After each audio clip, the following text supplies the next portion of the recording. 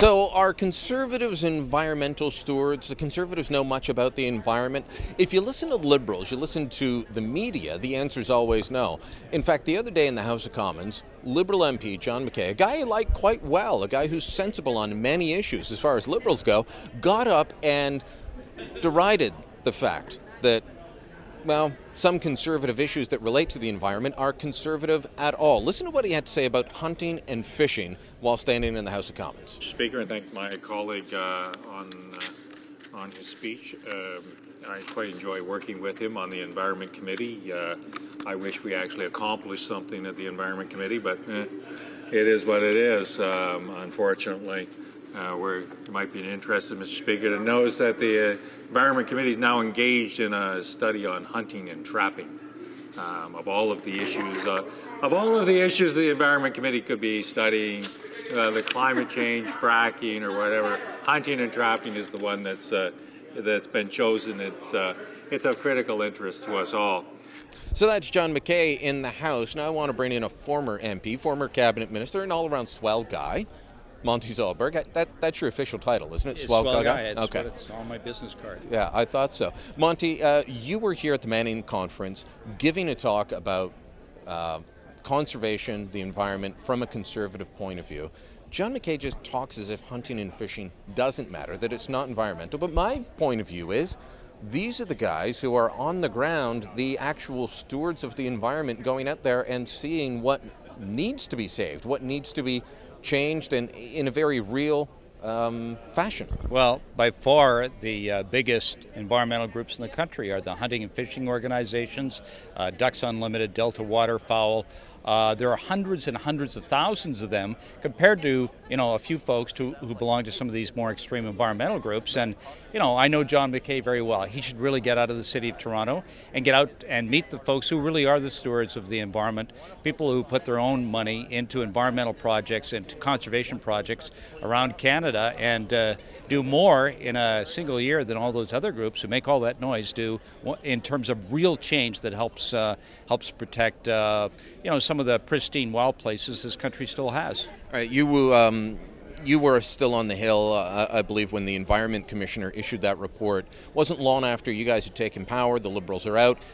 And she described, for all the kudos that the Liberals get for being strong on the environment, she described a situation where there's lots of big announcements that are forgotten before the confetti hits the floor. That was the phrase she used.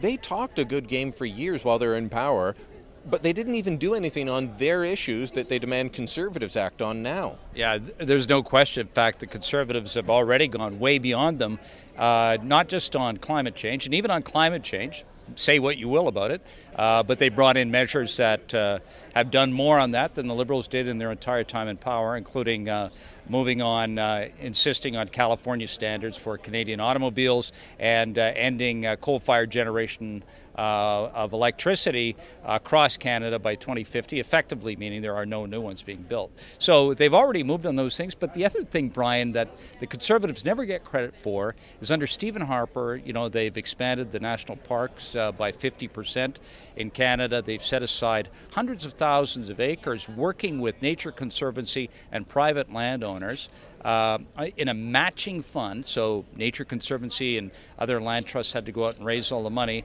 and have, in doing that, saved all this valuable habitat in southern Canada where it's the most threatened. So they've done a tremendous amount to help the environment. And that is, true environmentalism, conservation, conserving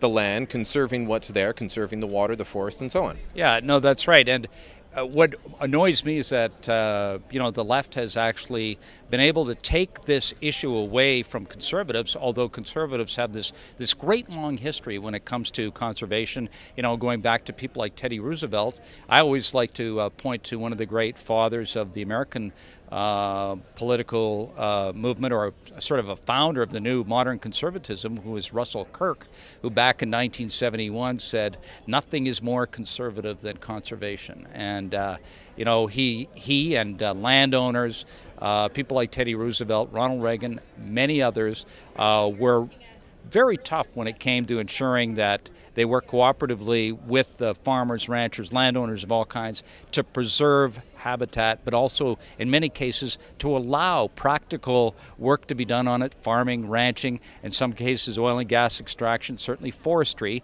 Those are things that you can do and not damage the environment in many cases. Care needs to be taken, but neither should we deny people the right to have a job, which unfortunately is something that environmentalists, hardcore environmentalists, don't seem to care about. Okay, let me wrap up with this. Let me ask you, how should the Conservative Party deal with the issue of the environment in the next election? You know, the media would not give them credit if they turned around and did everything that the Liberals want them to do. The Liberals wouldn't give them credit. They would still be slammed. So should they ignore the issue, put it on a back burner, focus on something else?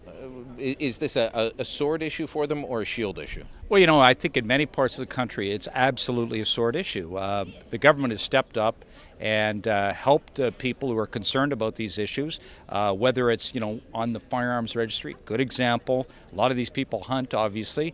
The government has established a fishing and angling advisory group that provides guidance to the Prime Minister, the Prime Minister's office, and I think the government should remind people that they've done all these things, that they're working cooperatively with all of these groups to make sure that, you know, these places where people like to go and get their recreation are preserved. And by the way, I would add as an aside to all of that, Brian, it also, I think, encourages those conservative values that I think are so important. You know, people learn about responsibility, leadership, you know, stewardship of the land. These are all great conservative ethics, and they're all made possible through recreation in the outdoors. All right. Anytime that someone can invoke Russell Kirk in an interview, just dropping the name, you know, he's a swell guy. Like I said, Monty Selberg, swell guy. Thanks, Monty. Thanks very much, Brian.